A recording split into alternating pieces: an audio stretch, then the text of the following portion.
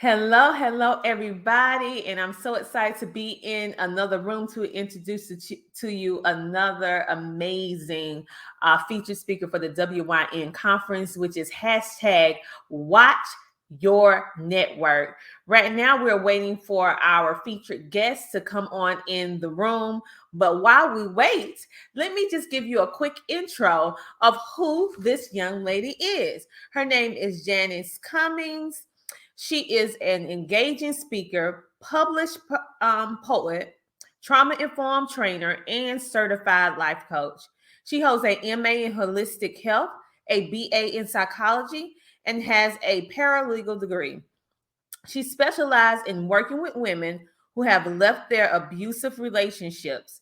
Clients go through a recycling process where they let go of their old behaviors so that they can create new ones. She is an author of Splashes Through Life, a collection of poems that chronicles her early life while growing up in a rural town in Oklahoma.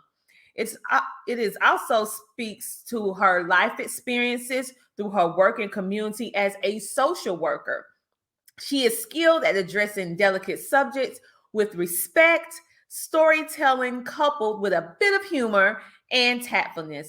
Her presentation style is grounded in holistic teaching and is both unique and educational and entertaining at the same time. Now, today, Jeanice Cummings is going to present to us her talk, Valuing Your Journey, Surviving Childhood Drama. Hello, Angela. So we are waiting for our speaker to come in. I see that all of you are in the room. Yay! All right. So as we wait, you can guys, I encourage you to engage. And just in case you did not know that there is an active competition going on, friendly, happy, fun competition. What do I mean? Do you know in this WYN Women Virtual Conference 2021, hashtag Watch Your Network is an interactive virtual event conference that actually rewards you for activity and engagement? Well, yes, it is. Okay, how can you get on the top of the leaderboard with the scores? By simply engaging with the audience, by commenting in the chat, by visiting the exhibit booths, by connecting with the speakers, all of which can help you earn points. And at the end of the WYN conference, they will announce who actually won or whom or how many actually won first, second, and third place in regards to who engaged. How will you know how you stand in this friendly competition? Well, you just simply look down to the bottom of your screen with the trophy in purple and you will see it. You click on it and you can see who is in the ranking for number 1, 2, and 3, and all the way down to 20. Go ahead and make this engagement and make this conference a fun experience for you, because not only do you engage, you get rewarded. So we encourage all of you to actively engage, comment, and have a good time. Right now, we have Jeanice Cummings in the room. I have already introduced you. Everyone is anticipating and waiting for your presentation on valuing your journey, surviving childhood trauma. So without further ado, are you ready, my dear, to take it away? Unmute your mic and let me know, because I see her in the room. We might be having a little bit of technical difficulties, but we're waiting for her to come on. So come on, you guys, show her some love. Show her some love, some emojis, some hearts, some thumbs up, some wows, all of which helps you earn those points. All right. Let me look at the chat and see what's going on. Angela said hello. Marty said, Janice, hi there. And then when I was talking about the friendly competition, yes, she said yippee. And then Angela said, that is awesome. Dr. Lambert said, awesome. And Marty said, Marty says, I'm the queen of engagement. Love to interact with women. Yes, she is. She actually does engage a lot on social media and so many other places. So Janice, if you could please unmute your mic and we can go ahead and get started with your presentation because we are actively waiting for all of you. We have Kern Sherry in the building from Success. She actually said, can't wait to hear from you, Jeanice. All right, so let me do some little housekeeping and see what's going on so that we can have a great time as she get prepared to come on a screen or actually talk without the screen on. She said her mic isn't working. So could you go and scroll down on your screen and look for the camera, the mic, the box with the arrow going up, and the happy emoji? Do you see that? If you see it, type yes or no in the chat. Let me know, do you see it or not? Because if you do see it, then the only thing you need to do, okay, so the only thing that, oh, Jeanice don't see it. Okay, so are you on a computer or are you on a phone? Because if you're on the phone, of course, it may look different. We are mostly on computers here or laptops. So, okay, so hover down to the bottom of the screen. Hover down to the bottom of the screen, and you should see the black tabs all the way down to the bottom. Do you see that?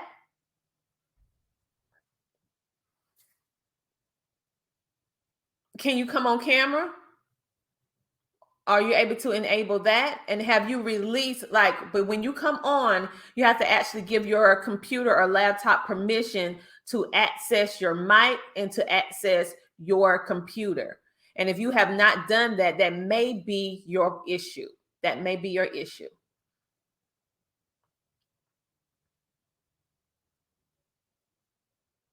How about now?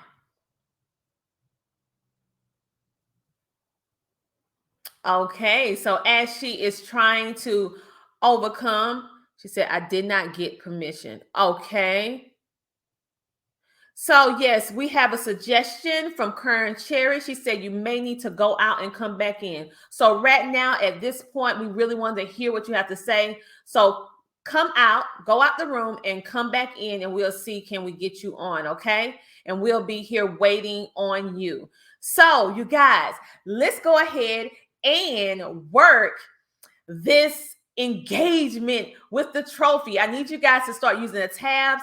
Did you know that you can actually create a poll? Yes, an active poll while we are having the conference and have people answer questions. The only thing that you have to do is go to the right where you're actually chattering. And like some people say, the chatterization. Only thing you have to do is go over there where you're chatting, look above it, and you will see different icons. Each icon represents something different. Currently, right now, you are commenting in the chat. To the right. Oh, she is back. All right, and I see that her mic is not muted. So is it not muted? No, you're not muted. Oh, I can hear you. Good. Now you probably can't see me, but I can move forward. I don't know about this. Well, we're gonna thank our blessing that we can at least hear you. All right. And so if your camera can be enabled, that will be great. But if you can't, we can just move forward because we are actively anticipating valuing your journey, surviving childhood trauma. So thank you. Welcome, and this is your stage. And I will come out and let you go ahead and have your presentation. All right, dear. Thank you. You're welcome.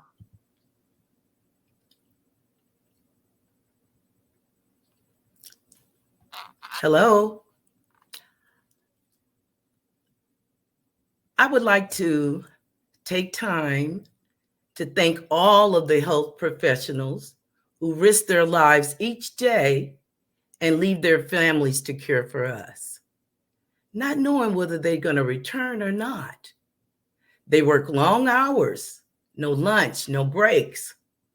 What about their families?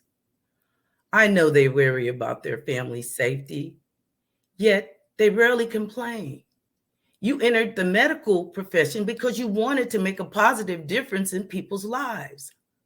I know it's a thankless job, And sometimes we act like we don't appreciate the work you do. We are surviving COVID because of you. And I thank you from the bottom of my heart. Thank you. Statistics say that 1 in 15 children are exposed to intimate partner violence each year. Of that number, 90% of these children are witness to the violence. Child adversities mean being exposed to abuse, neglect, family violence, mental illness, parental separation, incarceration, and substance abuse. Witnessing or experiencing a traumatic event isn't a scary, dangerous, or violent event that poses a threat to the physical safety and well-being or body integrity of the child. My topic today is childhood adversity brought on by witnessing the abuse along with the mental and emotional abuse. The person that you see before me is not who I was before. Well, you don't see me actually.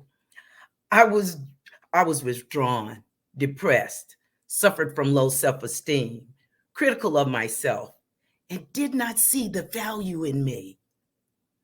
Let me say that I'm not a medical doctor, a psychiatrist, or a psychologist, but what I do have is over 35 years of experience working with women from all socioeconomic groups, and the training and the education. And I'm a graduate student from the Personal School of Hard Knocks. Please allow me to take you on my journey. At the age of 6, I remember a happy life with my biological dad. I was his little girl, and he was my hero. At around the age of 12, the lighthearted life that I had and the freedom began to change because I was a mouthy little kid. I always was. My biological father just disappeared one day. My mother left him without saying why. When my mother married my stepfather, at first he was nice because that was when he was visiting. Gradually, when he moved in, he transformed into this cheating, womanizing, insensitive man who had no respect for her and showed it. He had all the money, and he was able to use that to get leverage. It's a form, it was financial abuse, actually. He would call her stupid, nobody's never going to want her. He said hurtful things to me behind her back, but I never said anything. Because as a child, you know who has the power. You automatically know. So around that age, I said, well, I'm kind of tired of this. I'm going to go and I'm going to tell her exactly how I feel about it. So I said, what are you doing with this guy? He doesn't respect you. He doesn't show you any love. He does things in the community to embarrass you. Why are you still with him? I really wanted to know. She looked up at me and she had tears in her eyes. And she said, nobody's going to want me because I got so many kids, because there were like 14 in our family. I said, I don't know why you worried about that. You're going to get all of his money. He wouldn't have nothing after you finish taking all of his money. She didn't reply. She just sit there with those tears in her eyes. And I said to myself, my 12-year-old self, when you tell people the truth, it hurts them. It hurts them. And at that very moment, I knew I was on myself. I was on my own. That's how it is for children that grow up in abusive households. Fast forward I went to college, did good for 2 years. After that, I started self-sabotaging myself. I didn't go to class. I didn't do any of my homework. I was doing nothing. But that depression that I spoke about early, it was still on me. I kept dragging it around like an old bag that I couldn't get rid of. And as fate would have it, I was kicked out of school for a semester. I said to myself, I'm not going to hang around here. So I went out and I sought my father. I hunted him down and I asked him, could I come to California? And he sent me a ticket and I came to California. So after I got here and everything, it wasn't that rosy either, but it was a lot better than what it was where I was at. But it was a different environment, so there had to be a transition. So fast forward, I eventually got married and I had 2 children. That ended in disaster. And it wasn't because of him. It was because it might have been a mixture of both of us, but I didn't know what was wrong with me. I knew something was wrong. Why am I depressed? Why am I sad all the time? So after that, what happened is a couple of series of bad relationships, bad choices, picking unavailable men, just lost, but still carrying on, going, still in my human services hat, helping people, doing my thing, because that was part of my passion. So as God would have it, I wind up at a battered woman's shelter. I don't know why I'm there. Because remember, I don't remember none of that stuff. None of it. I blocked it all out. But my body knew. My body knew. I started getting headaches. I started disliking the women. I started my weekends I didn't have a life anymore. Later on, I'll discuss about that, but it was overwhelming. And my concept is this: you can put something under the carpet for so long, but the carpet gets so full and it starts spilling out all over the place. And that's what was happening to me, yet I didn't know it.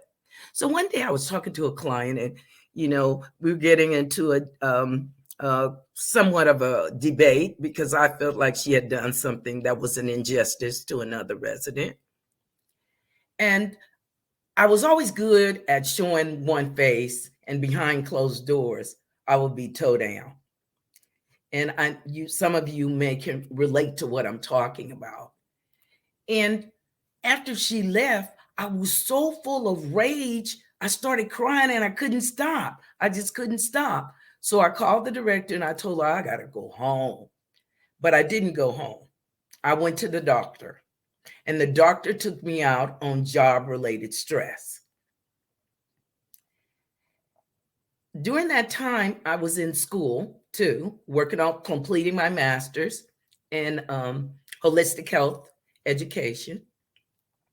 And my brother was murdered during that time. And if you think that because you're on a journey, that's going to stop everything else from happening to you, that's not true. That's not true at all. But it made me have to address my childhood issues because I didn't know what was wrong with me. I hadn't even been in that household before because I had separated myself through therapy, constant therapy 3 times a week, because I was determined. I was determined to get to the root of what was going on with me. I would leave there big wads of paper Kleenex when I left there. And I just kept at it and kept at it. And I realized it wasn't my fault. It wasn't my fault. I had nothing to do with it. I was an innocent child. I couldn't protect myself. So as fate would have it, I kept on enriching myself around domestic violence. But for a whole year, I didn't have any contact with anybody. I was healing. I needed the time to heal and get to understand myself. So I got in touch with myself and I went back to school and I started that process over. And I guess what I want to impart to you today is that there is value in the journey. There definitely is value in the journey. And one of the things that I want to express is that we may need to do a lot of more things in terms of gathering childhood data. And the reason why it's important to keep our mind around the childhood adversity during the encounter, because it opens you up to empathy. The other part is that early childhood lays the foundation. So gathering that information is very important. It also helps the health professional create health plans and diversify their approach, because when we keep using the same approach and it's not working, we need to be more creative in terms of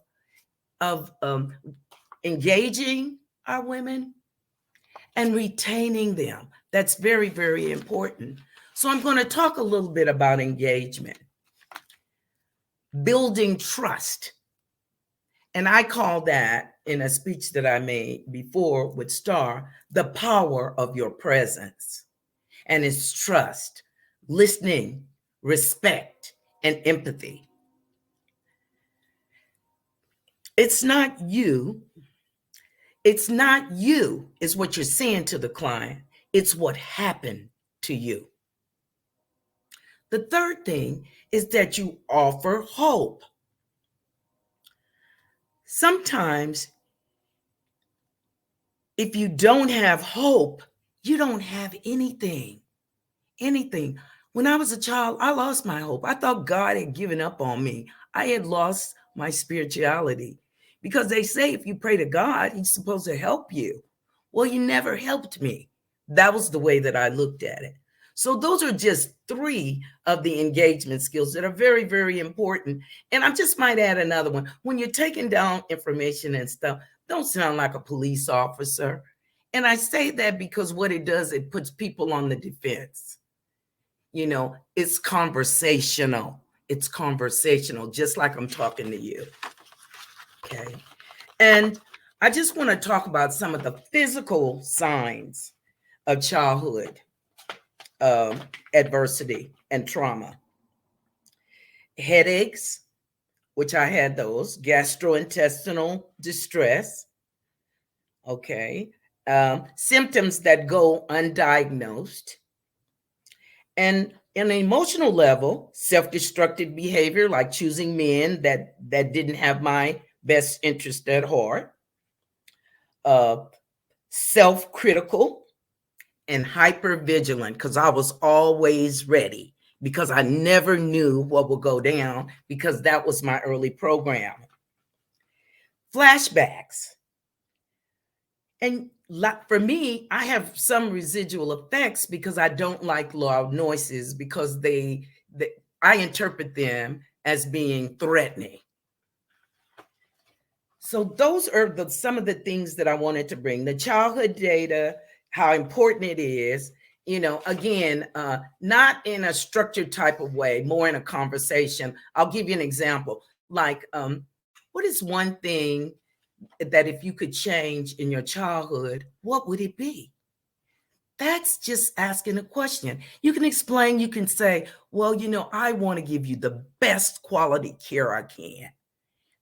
And I want to know a little bit about you. I hope you don't mind. It's the approach. It's the approach. And I can't stress that enough. Okay. A lot of times you come across difficult patients and you just can't seem to get on the right page with them. Step back, because they're not operating all the time in an adult body. I was operating at a child's level for many, many years, and didn't even know it. So now I'd like to talk about how I value my journey. How do you value your journey? I'll talk about how I value mine. You start with the admission that it happened, admitting it was not your fault, admitting that you didn't have control over what happened to you. Number two, you tell your story and rewrite it. You have the ability to rewrite your story. Number three, look into the benefits that you've gotten, because sometimes, it gets hard to see the benefits. I mean, had I not done the work, I would say, you must be crazy. What kind of benefits in there for me? And I've been treated so badly. But there is value. There is value. And that value is, number one, is that I opened up a company called WYN Working With Me. But it's not about me. It's about when you win, I win. We both win. And it addresses women's challenges from the perspective of instilling worthiness, pride, self-reliance into patients and clients. We don't just give them directions. We coach, not dictate, because we work with women from a holistic perspective. Our specialization is women that have left their unhealthy relationship, because women have statistically, they leave 7 times before they leave for good. It's an unusual approach, but what can I say? I'm unusual. And I relish that now, because before I used to say something's wrong with me, I'm not doing what so-and-so's doing. Now I don't care, because I'm satisfied with who I am. And the mission of WYN Working With Me is to keep children safe from abuse by focusing on the mother's recovery from abuse. Okay, that's what our mission is. And we support trauma recovery for women and children. As I say, I believe I'm unique and innovative, and I'm just who I am, and I love who I am. And those are the reasons why I value, because I have something to offer to women, and I have something to offer to the world. And I know that now. So all of what I went through, it was really, God had a plan for me. I didn't want to go that route, sure. But when you're called to do something, that's what you do. You do. Because everything the whole universe opens up for it to happen for you. And I'm not sure too much about how my time is going, but I'd like to leave you with some other points. We don't see things as they are. We see things as we are. As we are. Always try to remember that if you can. It's helped me a lot of times, because I've been in the trenches, and I've been with the decision makers. And my job that I feel is to bring all these particular people together so we can address the problem. And that's getting women into care and creating healthy families and having women rewrite their stories and begin to love themselves. And I'm going to close. And before I close, I'd like to leave you with this, and I hope I'm not too far over. And the name of it is Alone, and Maya Angelou is the poet of this one. Lying thinking last night how to find my soul a home, where water is not thirsty and bread loaf is not stone. I came up with one thing, and I don't believe I'm wrong, that nobody can make it out here alone. Alone, all alone. Nobody can make it out here alone. There are some millionaires with money they can't use. Their wives run around like Bansies. Their children sing the blues. They got expensive doctors to cure their hearts of stone, but nobody, no, nobody can make it out here alone, alone, all alone. Nobody, but nobody can make it out here alone.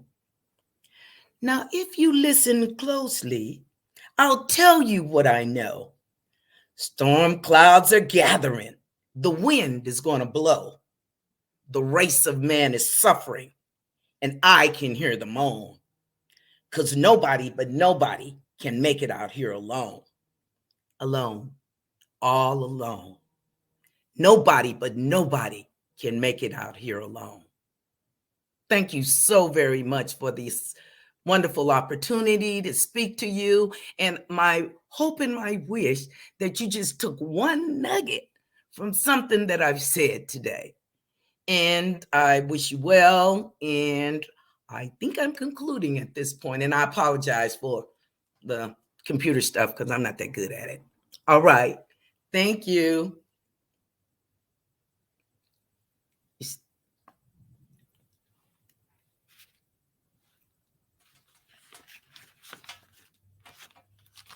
I'm done. I guess I got to get out of here.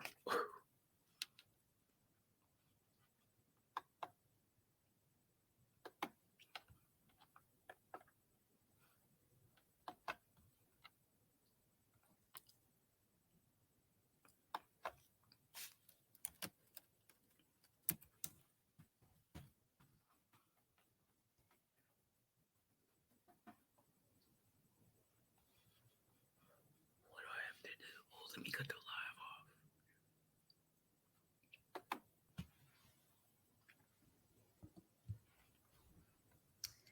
Thank you so much, Jeanice Cummings, for giving us that amazing presentation. And so right now, what we're going to do, my amazing co-host is back in the building, and she may have some questions for you from our audience.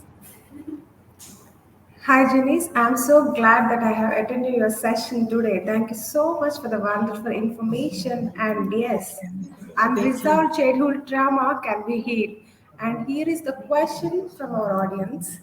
What are the issues public health professionals are facing in tackling child abuse?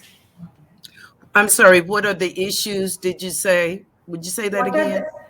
What are the issues public health professionals are facing in tackling child abuse? Well, actually, I'm going to be honest.